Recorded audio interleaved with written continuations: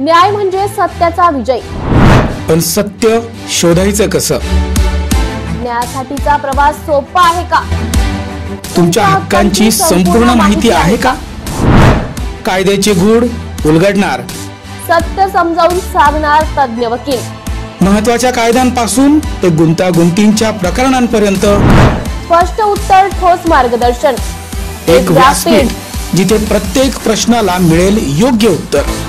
लवकरच येत आहे कायद्याचा नवा कट्टा, फक्त BBS न्यूज नेटवर्क 24 तासवर, जिथे प्रत्येक शब्दाला असतो न्यायाचा आधार।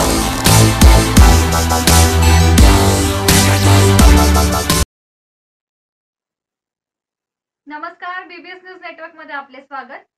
पुढील बातमी जळगावहून। चोपड्यात कृषी सहाय्यकांची विविध प्रलंबित मागण्यांसाठी धरणे आंदोलन। कृषी विभागाच्या कृषी सहाय्यकांचे विविध प्रलंबित मागण्यांसाठी 5 मे पासून वेगवेगळ्या पद्धतीने आंदोलन सुरू आहे। आज एक दिवसीय धरणे आंदोलन चोपडा कृषी विभागाच्या कार्यालयाच्या आवारात काढण्यात येते। कृषी विभागाच्या संघटनेच्या व पदाधिकाऱ्यांच्या वतीनं कृषी मंत्री व सरकार यांना वारंवार लेखी आणि तोंडी निवेदन देऊन देखील कृषी सहाय्यकांना विविध प्रलंबित मागण्या मान्य करण्यासाठी आंदोलन करावे लागते। दिलेला शब्द सरकारकडून पाळला जात नाही।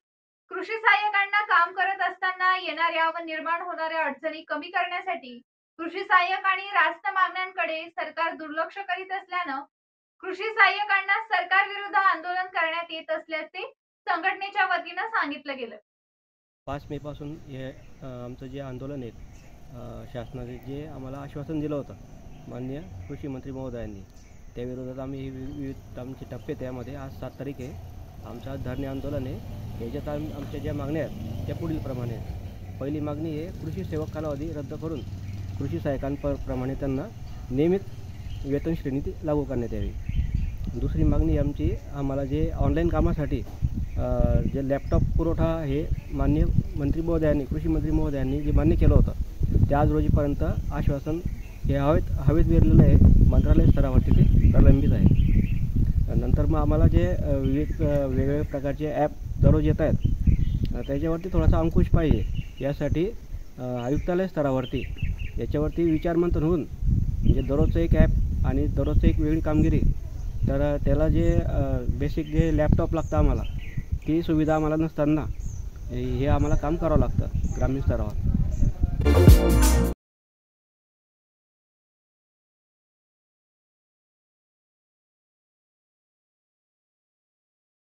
Shankar Education Societies, Dr. Kuchar Subhash High School, English Medium, Hindi Medium, Junior College of Commerce and Science, Nivlali Camp 422401. Admissions open, nursery to 10th for English and Hindi Medium, 11th and 12th Commerce and Science. We the Subhashites guide the students from ABCD to great achievements.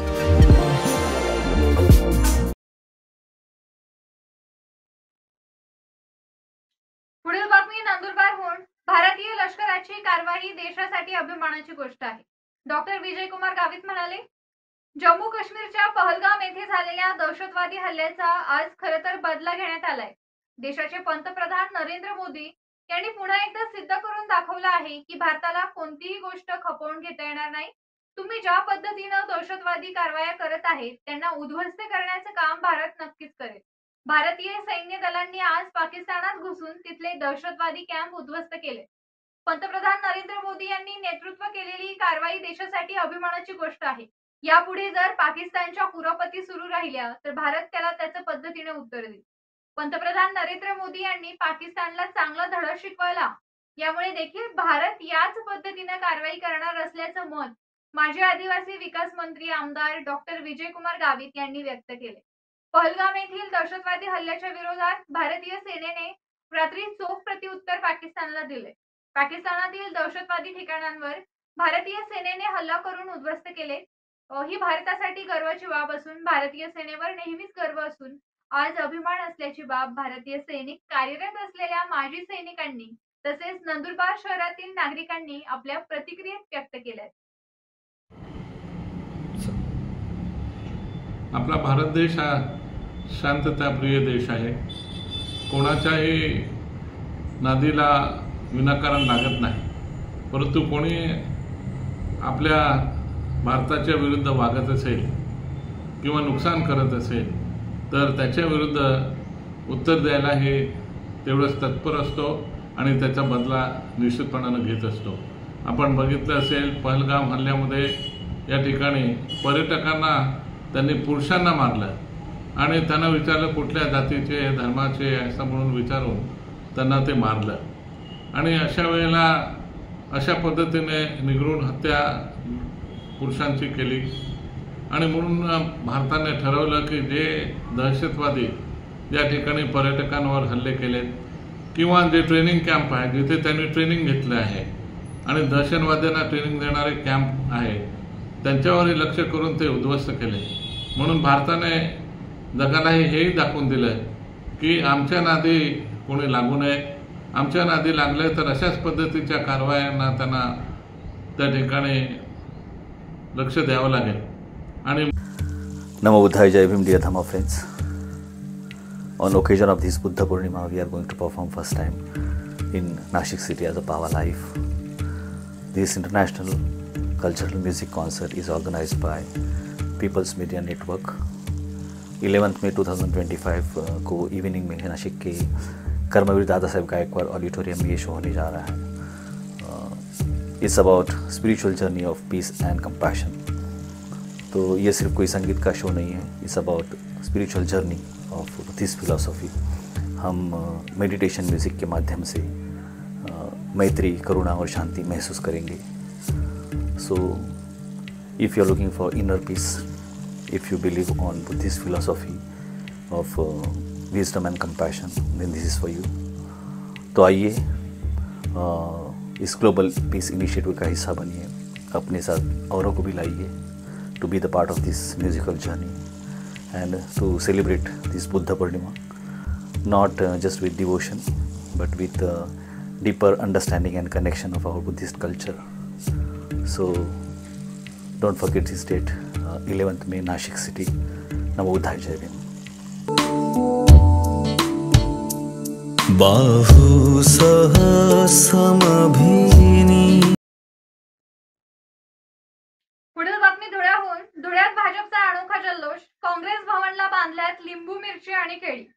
एकीकडे संपूर्ण देशभरात भारताने पाकिस्तानला धडा शिकवण्याचा आनंद व्यक्त होत असताना दुसरीकडे धुळ्यात भाजपच्या काही कार्यकर्त्यांनी काँग्रेस भवन येथे काँग्रेसचे प्रवक्ते अजय रॉय यांचा निषेध व्यक्त केला. यावेळी भाजपच्या कार्यकर्त्यांनी काँग्रेस भवन येथे मिरची, लिंबू आणि केळी यांची माळ बांधत काँग्रेसचे अजय रॉय यांनी राफेल विमानाबाबत केलेल्या वक्तव्याचा निषेध व्यक्त केलाय. पहलगाम येथे झालेल्या हल्ल्यानंतर काँग्रेसचे प्रवक्ते अजय रॉय यांनी राफेल विमान पूजा करण्यासाठी ठेवले होते का, असा सवाल उपस्थित केला. त्यांच्या या वक्तव्याचा भाजपने निषेध व्यक्त करीत काँग्रेस भवन येथे अनोखं आंदोलन केले. तसेच यावेळी भाजपच्या कार्यकर्त्यांनी काँग्रेस भवनासमोरच फटाक्यांची आतिषबाजी करत जल्लोष साजरा केला.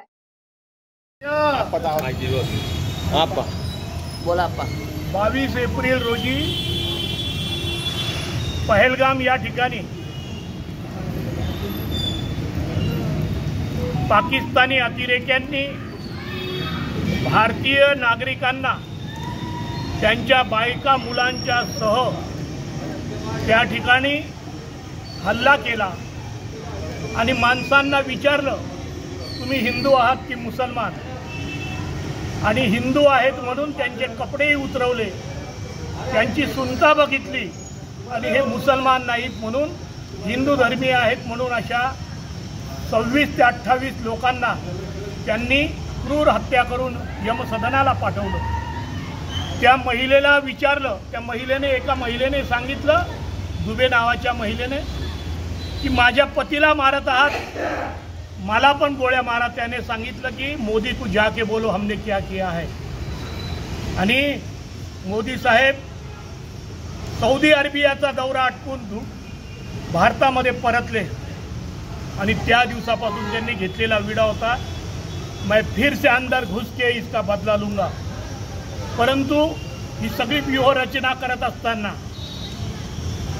26 ते 27 तारखेला काँग्रेसच्या एका उत्तर प्रदेशच्या प्रवक्त्याने राफेल तुमचे पूजा करायला ठेवलेले आहेत म्हणून निंबू आणि मिरच्या हा त्या राफेलला प्रतिकात्मक बांधून त्यांनी या सरकारचा निषेध आणि म्हणजे तुम्ही निंबे मिरच्याच बांधा असा प्रयत्न त्याने केलेला आहे। परंतु 13 दिवसानंतर 7 मेला रात्री 1:40 ते 1:50च्या दरम्यान माननीय पंतप्रधान नरेंद्र मोदी साहेब, गृहमंत्री अमित शहा, संरक्षण मंत्री राजनाथ सिंह, NSA डोवाल तिघ दलाचे प्रमुख बसवून पाकिस्तानमध्ये एअर स्ट्राईक केला। Shankar Education Societies, Dr. Kuchar Subhash High School, English Medium, Hindi Medium, Junior College of Commerce and Science, Nivlali Camp 422-401. Admissions open, nursery to 10th, for English and Hindi Medium, 11th and 12th Commerce and Science. We the Subhashites guide the students from ABCD to great achievements. पुढील बातमी पनवेलहून। अज्ञात व्यक्तींकडून पैशाची मागणी, आमदार प्रशांत ठाकूर यांनी police ठाण्यात केली तक्रार। आमदार प्रशांत ठाकूर यांच्या नावाने अज्ञात व्यक्तीकडून अनेकांना फोन करून पैशांची मागणी करण्यात आल्याची धक्कादायक घटना उघडकीस आली। या प्रकरणी आमदार प्रशांत ठाकूर यांनी तातडीने पनवेल शहर पोलीस ठाण्यात तक्रार केली असून पोलिसांनी या प्रकरणाचा तपास सुरू केला आहे। आमदार प्रशांत ठाकूर यांचे नाव वापरून काही अज्ञात व्यक्तींना फोन करून पैशांची मागणी करत असल्याचं निदर्शनास आलंय। दूरध्वनी करणारे व्यक्ती पंजाबी भाषेत बोलत होते आणि आमदार ठाकूर यांच्या नावाचा गैरवापर करून पैसे मागत होते। ज्या नागरिकांना संशय आला त्यांनी या व्यक्तींना जाब विचारताच त्यांनी फोन बंद केला। या घटनेचं गांभीर्य लक्षात घेऊन आमदार ठाकूर यांनी तातडीने पोलीस ठाण्यात तक्रार दाखल केली। आमदार प्रशांत ठाकूर यांनी या घटनेबाबत माहिती देताना सांगितलंय की 3 मे रोजी मला माझ्या नावाने पैशांची मागणी करणारे फोन आल्याची माहिती मिळाली। फोन करणारे पंजाबी भाषेत बोलत होते आणि माझ्या नावाने पैसे मागत होते। त्यामुळे सावधगिरी म्हणून मी पनवेल शहर पोलीस ठाण्यात तक्रार दाखल केली आहे। माझ्या नावाने इतर कोणाला फोन आल्यास मला कळवा किंवा पोलीस ठाण्यात तक्रार दाखल करा, असं आवाहन आमदार प्रशांत ठाकूर यांनी केलं आहे। आपण सर्वांना नमस्कार। पनवेल शहर पोलीस ठाण्यामध्ये मी एक तक्रार दाखल केलेली आहे। माझ्या नावानं पनवेल परिसरातल्या काही लोकांना पैशासाठी मागणी करणारे फोन झाल्याचं माझ्या निदर्शनास आलं आहे। 3 मे रोजी या संदर्भामध्ये मला एकाच दिवशी 2 वेगवेगळ्या लोकांच्याकडून मेसेजेस आले की ज्याच्यामध्ये हिंदीमध्ये संवाद साधत साधारणतः पंजाबी सुरामध्ये बोलत प्रशांत ठाकूर, आमदार प्रशांत MLA प्रशांत ठाकूर आपसे बात करेंगे असं सांगून माझ्या नावानं पैसे मागितलेले आहेत। अमुक अमुक अकाउंट नंबरला पैसे जमा करा आणि ज्या वेळेला या व्यक्तींना संशय आला की प्रशांत ठाकूर किंवा त्यांचे PA हिंदीत किंवा पंजाबी स्टाईलमध्ये कसं बोलत आहेत, त्यानंतर त्यांनी त्याविषयी शंका व्यक्त करताच असे फोन कट झाले। पण एकाच दिवशी असे 2 फोन आल्यामुळे सावधगिरीचा उपाय या नात्यानं मी पोलीस स्टेशनला स्वतः तक्रार दाखल केलेली आहे। माझी आपण सर्वांना विनंती आहे की माझ्या नावानं असा प्रकार जर कोणी करताना आढळला तर मला कळवा किंवा जवळच्या पोलीस स्टेशनला या संदर्भामध्ये आपण तक्रार करा। या संदर्भामध्ये आपल्याला जी योग्य ती पोलीस स्टेशनला मदत लागेल ती मी निश्चितपणानं करेन। या संदर्भामध्ये या तक्रारीच्या अनुषंगानं पोलीस तपास करतीलच, योग्य त्या लोकांपर्यंत पोहोचण्याचा प्रयत्न करतील। पण या संदर्भामध्ये आपल्यालाही अशा पद्धतीचा प्रकार आढळला तर अवश्य कळवा, इतकीच आपल्या सगळ्यांना विनंती आहे। धन्यवाद। याचबरोबर आजचे बातमीपत्र संपले। अशाच बातम्यांसाठी पाहत राहा BBS न्यूज। मी सरिता प्रदेशी आपला निरोप घेते। नाशिक महानगरपालिका सार्वजनिक आरोग्य विभागाच्या वतीने जाहीर निवेदन। शहरात वाढत्या